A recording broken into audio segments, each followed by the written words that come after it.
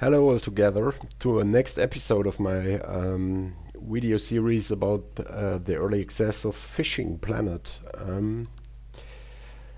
First of all, I want to thank you for many of you liking my guide on Steam about the leveling up process. I was able to win a competition held from Fishing Planet to place in the top 5 guides on Steam. Thank you very much. And as you maybe know, if you followed the guide videos, the first 2 episodes, I was planning to do a third episode to show the process from level 8 to 13 I did on Colorado with rainbow trout fishing. But as many of you know, the distribution of the fish in the lake and the animated intelligence, how they bait, is changed a few times in the last couple of days or in the last week. So my footage from the trout fishing isn't actual anymore, and so I decided not to produce this video. So maybe I do this on a later stage, but at the moment I barely fished in Colorado, so I don't have to tell you something interesting about Colorado. I don't know anything at the moment. So, but I want to made another video, and so I think the logical next step after Colorado, after you reach level 11 or 12 or 13, when you want to go to the next water you unlock. The next water you unlock is the Neherrin River in North Carolina. It's located here, and you can get there with level 11 and get the basic license. The advanced license is with level 12, and the smallmouth license you get with level 13.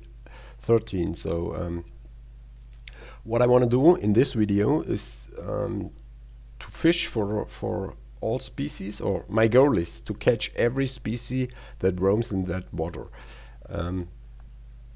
Before we go there, I have to say, at the moment I wasn't able to catch all species that roaming there. According to the wiki of Fishing Planet, it's a very good source. I really want to engage you to look there for information. I put a link to the wiki in the description of this video. According to the wiki, there are roaming 9 different species in North Carolina, which were the largemouth bass, a black crappie, white crappie, red ear sunfish, bluegill, red breast sunfish, pumpkin seed, smallmouth bass, and redfin pickerel. And according to the wiki, the smallmouth bass and the redfin pickerel are rare, seldom. But to be honest, smallmouth bass I catch a good amount of smallmouth in North Carolina, so I don't think it's that rare. We can catch it, I'm pretty confident. But what I never catched in North Carolina, neither in the closed beta or in the early access we are at the moment, is I never catched a redfin pickerel there. I never catched a red breast sunfish there, and I never catched a bluegill. I'm not quite sure if I catch a black crappie, but I think the other species I already catched, and I'm pretty confident we can catch them. As I said, I will try to use gear you have there when you reach this water. I made one little exception, but it's not a big exception. It's the rod I'm using for spinning. I show you here in my inventory. I used the Chickwinner 810, and the Chickwinner 810 is you can get with level 14. Not with level 11, but with level 12 you can get other Chickwinners, or with level 8 you can get a how it's called, elemental spinning rod. So that isn't that I don't see a point in spending some money for a rod I never use again, only for this video. So I use a little bit advanced rod. The only difference between the jig winners you get at level 12 is the length of the rod, which accords in a longer casting distance, but we don't need to cast that far, so it has no influence. I hope you believe me that. So the two setups I will use is the jig winner spinning setup with a Windcast 2500 reel. It's a level 11 reel. I use .006 inch or .15 millimeter braid that fits good with the rod and with the reel. Obviously the lures will change, but I will begin with one of the, it's not that best jig, let's scroll a bit. These 4 bass jigs you get with level 11, so that when you came first to North Carolina you can buy these 3 bass jigs, these third of an ounce 3x0 jigs with different colors. So I will start with these, and then the rest we talk on the water. And what? Yeah, no, this is the other rod I will mainly use. It's an Omnifloat. It's a match rod. You can get this rod at level 8, so no problem at all. The same reel, the Windcast 2500 monoline, .009 inch or .23 millimeters. Slim, a slim bobber. Hook size at the moment is hook size 2. Maybe I change it. We see it on the water. Wax worms is the bait I will mainly use for the crappies and the panfish for the beginning in the video, because wax worms you can get with a level 11. I will try some other baits during the video and tell at which level you can afford it, and if it's a normal credit bait or if it's a gold bait. Okay, these are the 2 setups I use. The other rods are in my inventory are I don't use for this video, so we don't have to pay attention at this. Okay, so that to say, this is about the inventory. One thing I want to say for people who play the game with the metric system, if you want to figure out what are the numbers in your system, a little hint to convert it very easily. 10 feet are around about 3 meters. So if I cast 50 feet out, it's 15 meters. So 10 feet, 3 meters is a good it's a good number to calculate. And 1 inch are 2.5 centimeters. So 10 inch are 25 centimeters. So that's these are the numbers that you can convert it. If you don't want to convert it in your head, or if you want the exact numbers, I link a site in the description where you can calculate the different systems, so you can convert it. Okay, so we go after 9 species. In the best case, we try to catch at least a trophy size, maybe not for the pumpkin seed or the red breast or the bluegill or the crab. The crappies I hope, and the redfin, I never catch a redfin, and I never saw someone catch a redfin, so we try to catch at least one of each species. If we fail, then we fail, but let's try it. I think that's interesting for you too, that some of these fish I never catch there, so you can see how is my approach to figure out where the fish is, where the fish maybe roam. And the second thing is I will try to catch some fish at places I don't fish that much. I mostly go for one pack in North Carolina. Um,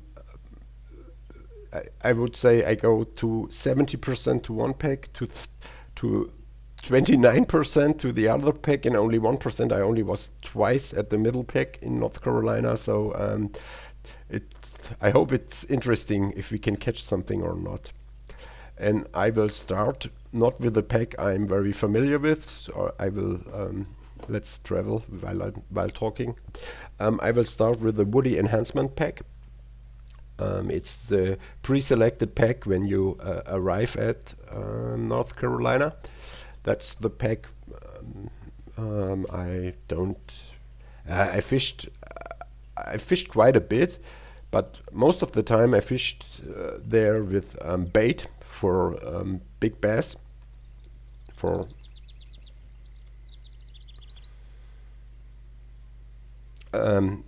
for big bass with bait and not with lures. So we arrived here. Maybe you noticed, I go shortly back, we have sunny weather at the moment, so we had 2 activity peaks in the morning and in the evening, with a little depression in the around noon. From 5 it starts pretty fast to go active, but I think for the video it's better we first of all go 1 hour to 6 a.m. because if the fog slowly dissolves, we see the pack better. Okay, so now let's start fishing. So when you arrive at a new pack, don't do 2 things. Don't straight cast into the water, and don't first type in the chat, oh, I'm new here, what should I do? First, use your biggest tool, use your brain and your eyes, and have a look around. First things, obviously these 2 dead trees are big features in the water. I'm certain they hold some fish. It's obvious to search fish there, but there are other features we can see. There's a weed bed here, direct in front of us. I use the tip of my rod to point to the place where I'm talking about. There is a big weed bed along the other shoreline. You see there. Then there's a weed bed here, and another weed bed a little behind. There are overhanging trees. Overhanging trees always interesting because there some insects drop in the water, fish can grab it. There is a stony shoreline here that could be interesting too. There's a stony shore there behind, and maybe there. So there are some interesting spots, and first thing what I want to do is to try to get a bass, because I think bass are the most interesting fish, and bass are ambush fish, so they search some cover and some prey, and obviously these dead trees, they scream bass to me. So I will try, maybe we go between them with my first cast there. So what kind of retrieve method we first choose? Maybe I try some lift and drop. Hope that works. Oh, it came out for straight. Don't work that well. Why not? Ah, now it's lift and drop, but not that nice. Maybe oh, we had a fish, and it sounds like a good fish. That's nice, but yeah, and it's a trophy-sized specimen at the beginning. I'm pretty happy. I did a little test before, and I only was able to get normal sized bass, so I'm a little bit surprised that I now get a trophy at the first cast. Okay, we keep it obviously, and you see, I knew that at these trees were trophy sized bass, because with bait fishing I get them already. But even if this is the first time, my first cast always would go to these trees because it's cream fish. So let's see if we can get some fish from other features. I'm not quite sure. Here is this wheat bed. So maybe we cast along the wheat bed and look if we can get another bass. Let's chat a little bit.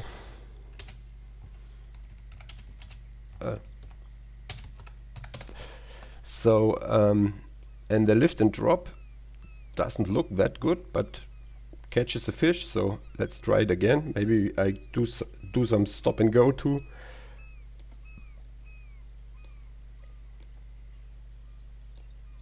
On a later stage, and maybe we change lures. Oh, it comes. Why lift and drop don't work? I don't know.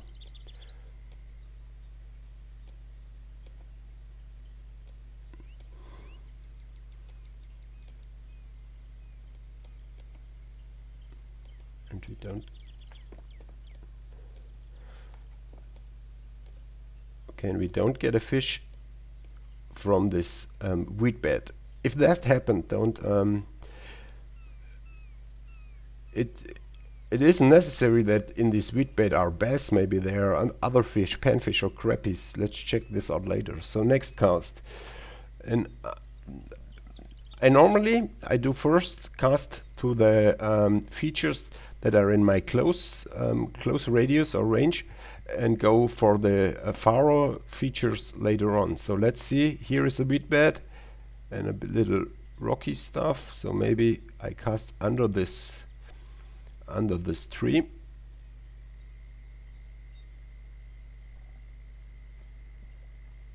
So let's see if I can. Maybe I have to reel faster to get a lift and drop method.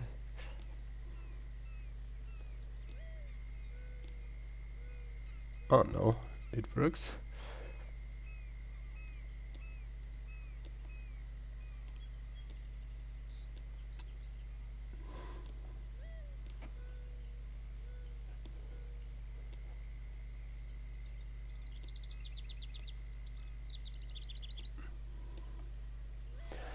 To explore a pack, try everything that looks promising to you and try it out. Maybe try it out with different retrieving methods, with different lures. And after you've checked everything out, what maybe can happen in this. So we get no fish here. So I will go for the other shore. And after you checked everything out, then stick to a place where you think it gets the best fish. But because sometimes you find, like now, I catch a trophy bass, and you think, oh, trophy bass, nice. I always cast to this spot. But maybe there's another spot that hold a unique. You don't know. So try to explore the packs in the total depth. And what I was talking about, these features where the fish is hiding, like the wheat beds, the reeds, the dead trees and stuff like that. I know I'm doing some stop and go. Maybe that's a good thing. There are other features. They are invisible for our eyes under the water. Maybe there's a rock under the water, or there are deeper channels or shallow areas or stuff like that. And only if you cast everywhere and look how long does the lure take to drop to the bottom, where we get hitches. If you get hitched up, something must be there, because you don't get hitched on a clean ground. So all these stuff indicates places where that can hold fish. But here at this specific pack, the obvious features are these dead trees. And first of all, we cast between them. So now let's go on the right side beside of them, and afterwards we can try it at the left side.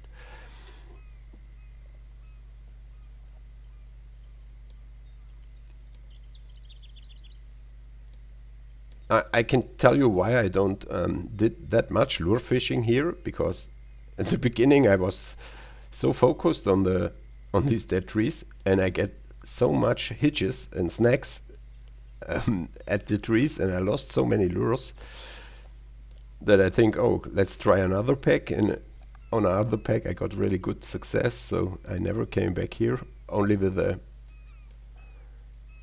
match rod and bait. We can do this on a later stage too. But now, oh yeah, I hope I can catch another fish. Yeah, we get another fish. Goes good in the break, so I hope it's another good fish. I'm not sure. Could be a trophy. Yeah, another trophy. Nice. Another trophy largemouth bass. So, as we want to catch every species in the lake, and we get our trophy size largemouth bass twice, I think I switch to the choose the wrong rod. Don't think we need this. Okay, this is the right rod. Here I'm with the I had hook size 2, you see, wax worms, affordable at level 11 for credits. So what is the leader length? I had it to 35 inch. So let's see.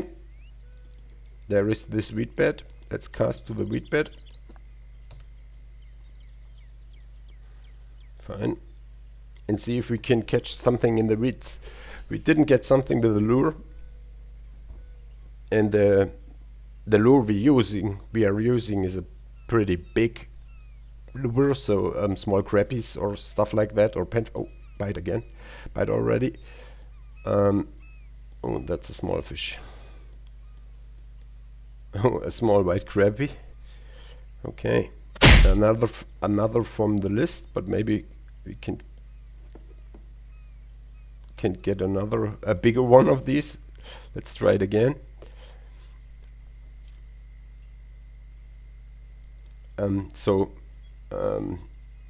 Yeah, I will try the waxworms at the trees too, obviously, because they can hold other fish too. And I will try some different bait, and let's figure out what we can get. Maybe we can get a bluegill. I hope I can get a bluegill on one of these weed beds all around or under the overhanging trees.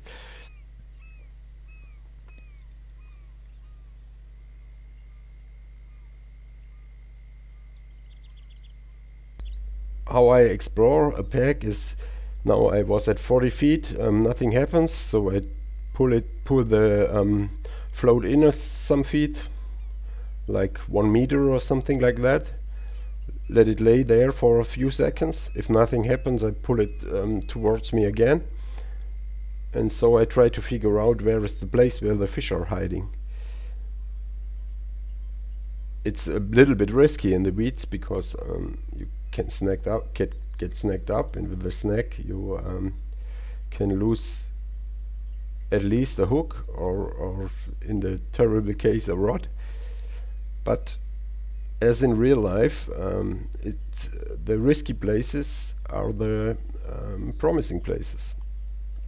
So nothing happens. I will retrieve. Oh, bait was pulled too far away. There was a fish. I pulled it from the fish's mouth.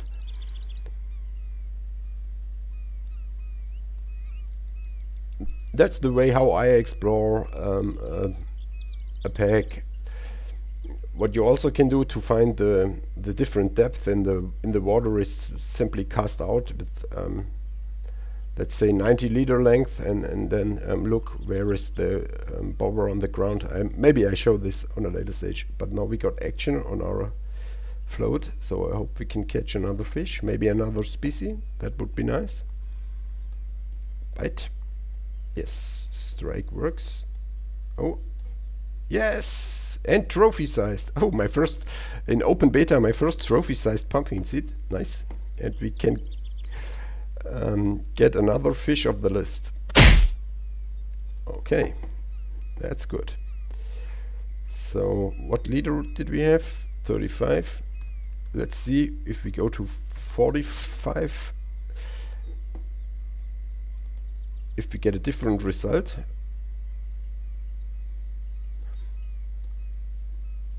Oh, we get snagged. So that's when I get snagged. I reel in, yes, to the maximum. I reel in until I hear the drag works, and then I stop reeling and hold the pressure for a few seconds. And most of the time most of the time the tackle get unsnagged. If not, oh, that's a small one again. A small white crappie. I was hoping for a bigger white crappie. Oh, crappie master. Achievement. I will give it as we get the bite. Okay, again, if we get snagged, I reel in. Now I hear the track, I stop reeling, and I hold it on like this for a few seconds. If this doesn't unsnag like now, I give the track one. I increase the track power one step and reel in again with only one click. I only click one time and hope, and then if it doesn't unsnag like this, I hold it again for a few seconds and hope that it unsnags. Then I increase it again another point. You have to be very careful. Only if you have bite. If you have balanced another small crappie, that's not so nice. So what can we? So let's test the waxworms on another spot. And to be honest, these trees are so promising. So let's cast out. We are oh, that's not nice. Maybe now we lost our gear. Okay, let's hold it for a few seconds. Again, unsnagging is a pretty important part. So I increase my drag power by 1. You see now it's 4, and now I click one time on the left mouse button. Oh, you see it gets red. I hold it for a few seconds like this, and it got unsnagged. I didn't do anything. Hold it under pressure for a good amount of time, and don't forget to adjust the drag to the normal, to your normal setting after you unsnagged. So now we are right beside the tree. Let's see if we can catch something there. Yeah, I see some little nibbling. Yeah.